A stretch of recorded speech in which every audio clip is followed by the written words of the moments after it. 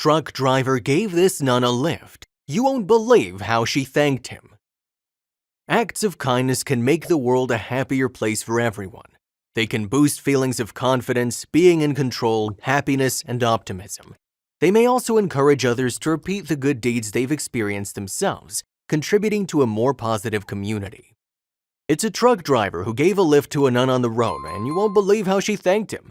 Well, life on the road is a real box of surprises. No one ever knows what they might find in the next kilometer or mile, much less would have trusted the point of giving a ride. However, when Antonio came across a nun asking for a ride in a dubious place, he thought about denying it, but his conscience said otherwise. He had no idea how she and Antonio had been truck drivers for over 20 years among all the successes and hardships that he had already gone through in his life.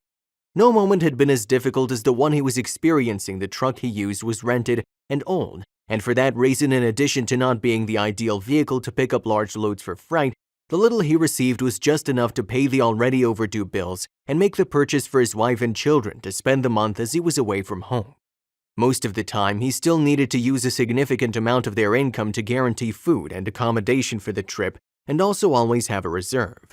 The truck driver woke up very early every day around 4 o'clock in the morning and only stopped when it was getting dark, many asking why he never drove at night.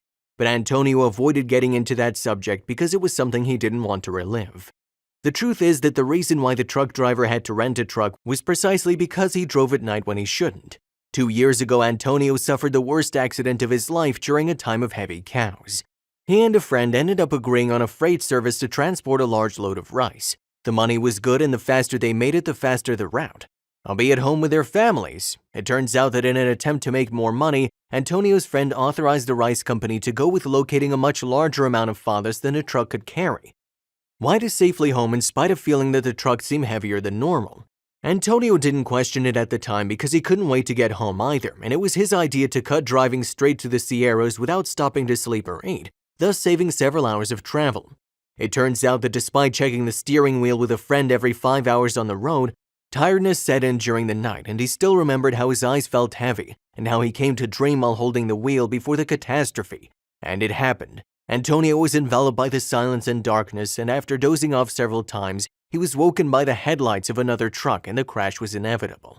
After that, all he remembered was the world turning around him and his friend flying out the window. Antonio lost everything he had, but haunted him most was the loss of his friend who never came back. And in addition to the fact that the truck was in an irrecoverable state, Antonio needed to undergo a lot of therapy and physiotherapy to recover both physically and mentally, and thus be able to return to the roads.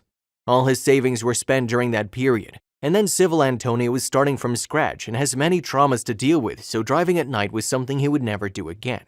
Yet it was one morning that he was faced with the strangest situation of his entire life. He awoke at 4 in the morning and started his truck after drinking a cup of coffee, waiting for the sky to clear and the first rays of sunlight to appear. Before finally leaving for the next city, at that moment, he was already on his way back, the vehicle bucket empty and his wallet very full. During a very long part of the journey known to most truck drivers, many people might say, but what and what's wrong with a nun on the side of a road? It turns out that part of the BR was very busy with women of the night, a spot known among travelers. So when he arrived, the woman dressed in her habit making a sign with her thumb was a shock, and cold crossed his spine. As if the scene were a sign, she explained that he was going on the same route the truck driver was taking, and that he just needed to be dropped off at a farm about an hour away. Antonio took newspapers and a lunchbox from the passenger seat for the nun to sit on. If she didn't, he started the truck and asked, "Did you know there are women on this part of the road?" "He's talking about call girls, yes. I worked with them," Ferry explained. That Antonio broke into a cold sweat with the answer and didn't have the courage to ask any more questions. He was giving the religious woman his best shot at the time he wasn't. She was very young and very pretty, made him even quieter during the journey.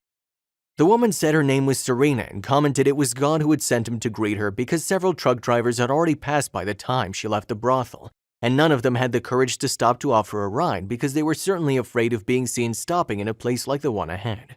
She explained that she was already starting to get desperate because she needed to find her family as soon as possible, and they didn't know that she was working in that place during the night. Every time they followed her, she was suffering a very large wave of violence, and she was already fearing for her own safety. Antonio felt a growing revolt in him. Her chest, like a nun's, had the courage to say so openly that she was working in one of those dumps. Those walls were full of sins and wrong things. The rifles were on the move. Antonio was surprised and forced to stop halfway by a gang of robbers, despite not having any cargo and the nun begging them to let them go. The hooded man took all the money in the truck driver's wallet. All the days and kilometers sacrificed in that work had been in vain. He would return home empty-handed and without a penny to feed his family. The bills wouldn't wait for loans. Antonio drove the nun to her destination, a large farm with many orchards and animals everywhere, and she explained that the farm belonged to her family and that her father was a very rich farmer. The nun knew that there were no conditions for a man in the state that the truck driver was in to continue his journey, which is why she insisted that he sleep at her family's house until his mind was relieved of the trauma. He wanted to tell his family everything that was taking care of his problems. So well, but he preferred not to get involved. But that was when the nun knocked on his door in the middle of the night and he discovered the way in which she wanted to thank him for the ride and for keeping his incredulous secret and took him to a secluded room.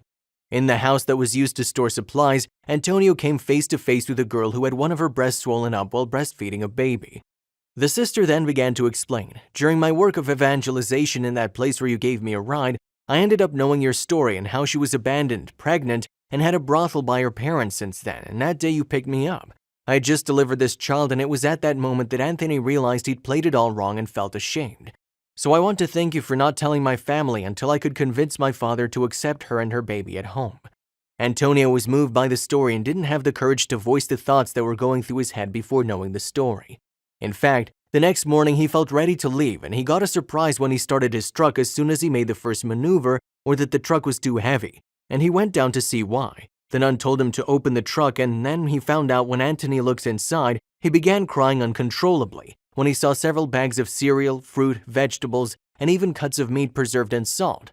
He asked, "I think your children will have something to eat for a long time." Antonio heard her and all her family. When he shook hands with the girl's father, he gave him a proof of warehouse and the address. "Not everything inside is yours. You have to deliver the cargo to that address in your city. A merchant friend of mine bought a lot of stuff and I was lucky enough to find the pioneer," the father in front explained. Antonio left with a sense of relief and he made the delivery as agreed. The joy he received at home was so great that he made a point of donating part of the load he had in his community. It helps us to become better people. It affects our lives and the lives of other people for whom good deeds are performed positively. It's our moral responsibility to help others. Good deeds are also done thinking if we will do good deeds to others, good will in turn come to us. I stress the importance and impact of situations that hold key to the impulsive nature to be good, kind, unkind, dishonest, etc., and yet good people betray others, not even sparing innocents. They may be your very near and dear ones as well. Many factors dominate the impulsive nature of humans, both good and bad. It's more so with the good, setting aside the bad. Humans are more prone to do more bad than good. It's our emotions and feelings that sets in orbit to be impulsive in nature for the kind of situations that develops or seen developing. All these stands as an opportunity to turn either to be merciful in pardoning it or become violent in nature. This is the natural instinct and tendency of all humans. No matter how badly he had judged that nun's intentions, he ended up agreeing with her when he said that it was God who put her in his life. People do good things because it feels good. It feels good to help others, to make a difference to someone's life, and to contribute to society. When people are kind and compassionate, it makes them happy and fulfilled. They find meaning and purpose in their lives by helping others, and they feel like they are making a positive impact on the world. Good deeds make people feel good about themselves. They make them happy, and humans love feeling happy. Humans are the simplest and most obvious creatures to exist in this world. Would you agree with that?